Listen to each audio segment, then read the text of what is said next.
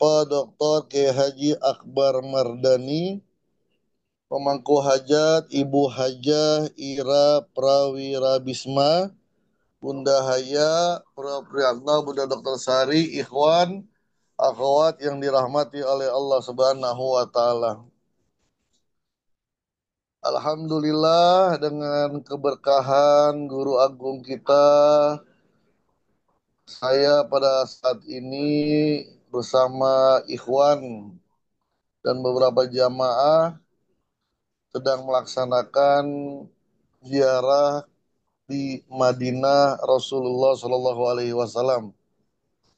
Semoga kita semua disampaikan oleh Allah ke tempat yang mulia ini keberkahan guru mursyid kita. Ada yang menarik dan ini baru ditemukan. Inilah sebuah keilmuan. Semakin hari kita bertambah.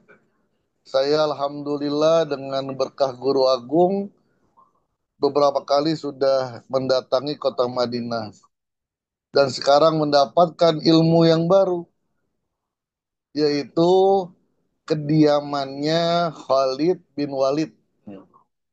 Rumah Khalid bin Walid yang dulu tidak terpikir rumah beliau di mana gitu. Rumah beliau ada di Mekah, ada di Madinah gitu. Rumah beliau ada beberapa lah karena beliau seorang seorang panglima. Dan rumah yang paling sering beliau tempati dan itu yang beliau tempati adalah berdekatan dengan eh, rumah Rasulullah. Di mana letaknya ternyata bukan kebetulan, di apa namanya Masjid Nabawi itu ada pintu. Ada pintu satu, pintu dua, pintu tiga, sampai pintu 38. Pintu 38 itu ya Raudhoh, ketika kita keluar dari makam Rasulullah itu pintu 38. Ternyata rumahnya Khalid bin Walid itu pintu 38, pintu Jibril gitu.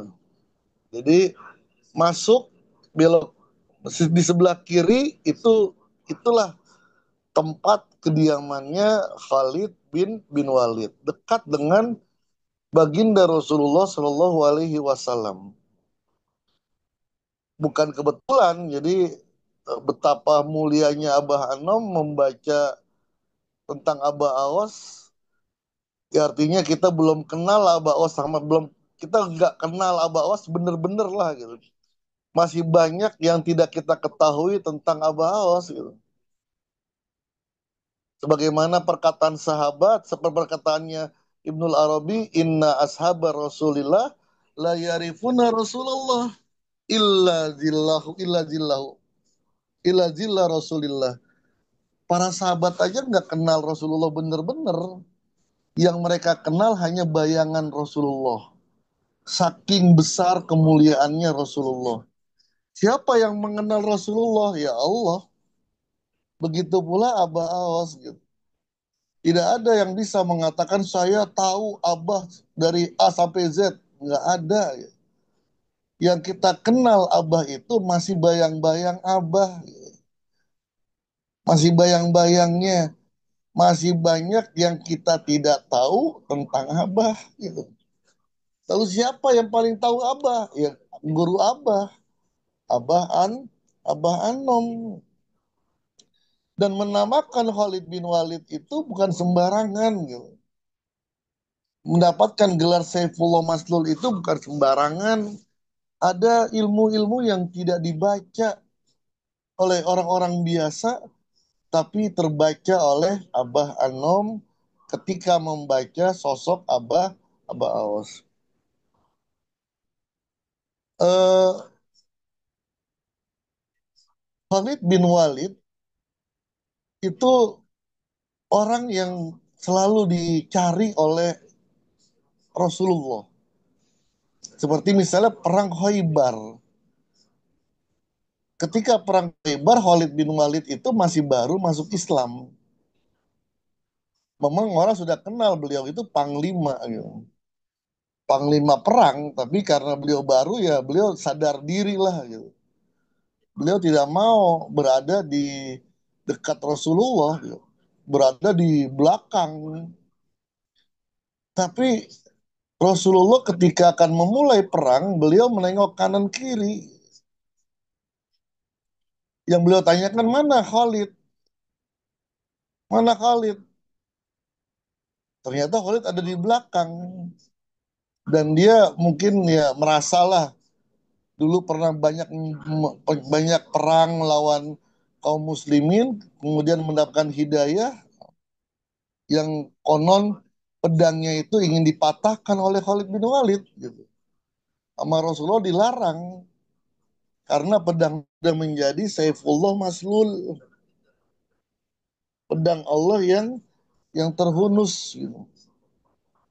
Itu Rasulullah ke belakang barisan perang dan memegang tangan Khalid bin Walid dan diajak ke depan. Sampai perang Mu'tah. Perang Mu'tah, Khalid bin Walid barulah mendapatkan kepercayaan menjadi panglima perang.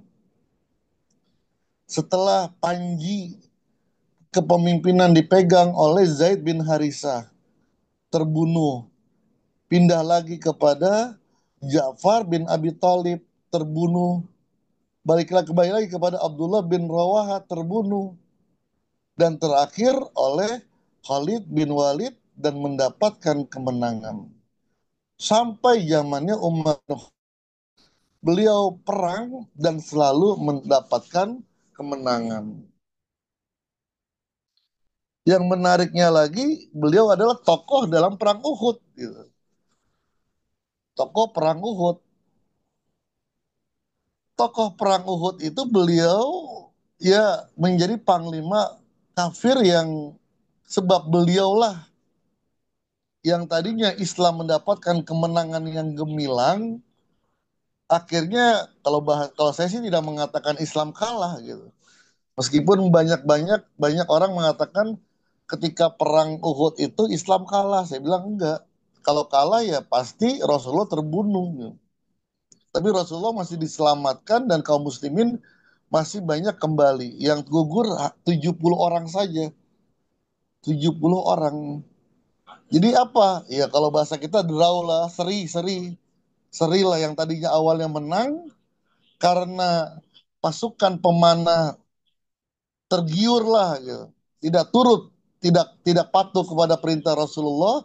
Mereka turun dan Bukit Rumata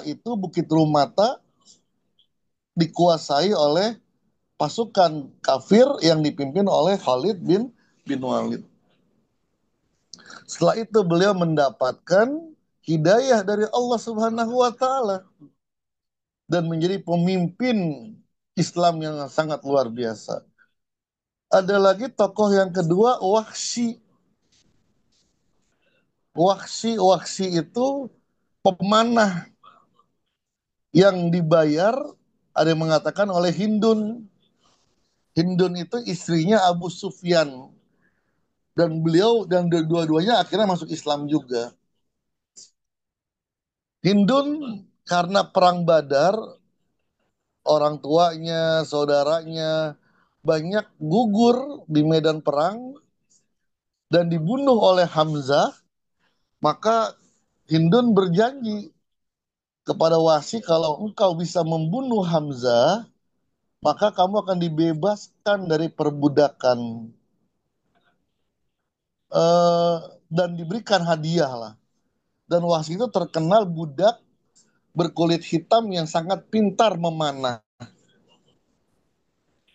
Ketika terjadi peperangan, Waksi dari belakang melemparkan panah dan terkena dadanya Hamzah bin Abdul Muthalib. Hamzah itu paman Rasulullah. Jadi ketika perang Badar, sebelum perang Uhud, setahun sebelum perang Uhud ada perang Badar. Biasanya sebelum perang itu setiap pasukan ngirim 3 orang. Pasukan Islam ngirim 3 orang, pasukan kaum kafir ngirim 3 orang.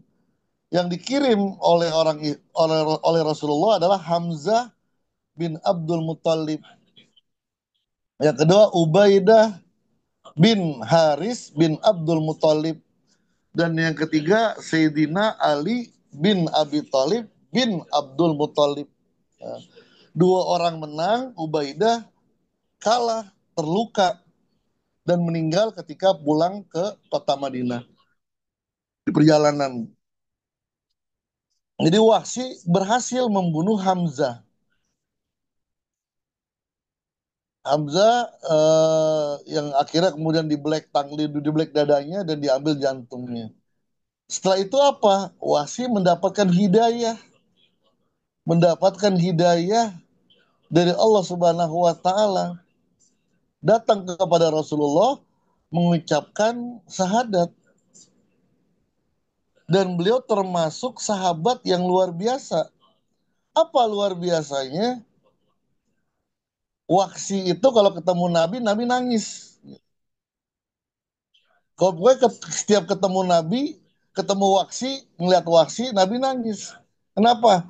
Ingat pamannya Hamzah bin Abdul Muthalib yang dari awal sudah menjadi pembelanya Rasulullah gitu.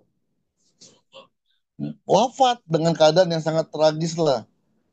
Maka Wahsy ini yang saya katakan sahabat yang luar biasa, untuk menghindari Rasulullah menangis, Wahsy tidak mau dilihat oleh Nabi gitu. Dia mengorbankan dirinya tidak bertatapan dengan Nabi. Jadi beliau tuh hanya ngeliat Nabi dari jauh. Kalaupun di tengah jalan ketemu Nabi, pasti dia menyingkir gitu. Ngumpet dia, nggak mau Nabi sedih gara-gara ngelihat Wahsy. Nabi sih nggak dendam.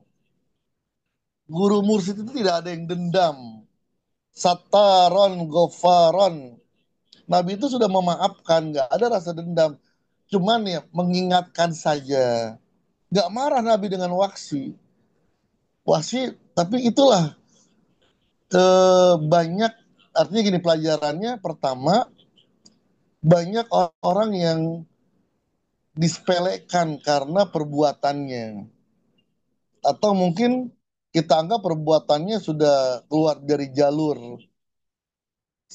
Tapi ternyata dia mendapatkan hidayah gitu. Diangkat derajatnya oleh Allah. Itulah yang dikatakan oleh Syekh Abdul Qadir Al-Jailani. Ketika engkau melihat pelaku maksiat, katakan dalam hatimu, orang itu akan bisa lebih mulia dari saya kalau Allah sudah turunkan hidayah. Jangan meremehkan gitu. Bisa jadi orang tersebut orang yang dimuliakan oleh Allah. Yang ketiga, berkhidmah kepada guru mursyid. Ya, Wahsy kan guru mursyidnya Rasulullah. Caranya bisa bermacam-macam. Abu Hurairah punya cara berkhidmah kepada Rasulullah. Abu Bakar punya cara berkhidmah kepada Rasulullah. Khalid bin Walid punya cara berkhidmah kepada Rasulullah. Semuanya punya cara. Begitu pula Wahsy punya cara berkhidmat kepada Rasulullah dengan apa? Dengan menghindari agar Rasulullah tidak melihat dia. Betapa senangnya. Kalau bertatapan muka kan senang. Mata ketemu mata, memandang saling memandang, kan itu sesuatu kebahagiaan. Tapi beliau korbankan itu untuk berkhidmat kepada Rasulullah. Nah, ini yang luar biasa. Ini saja, mudah-mudahan semuanya bisa dimudahkan oleh Allah berkat guru mursyid, bisa wallahu alam bisawab, wallahu muwaffiq ila aqwamit thoriq. Assalamualaikum warahmatullahi wabarakatuh. Waalaikumsalam warahmatullahi wabarakatuh. Allahumma صل على النبي الهاشمي محمد وعلى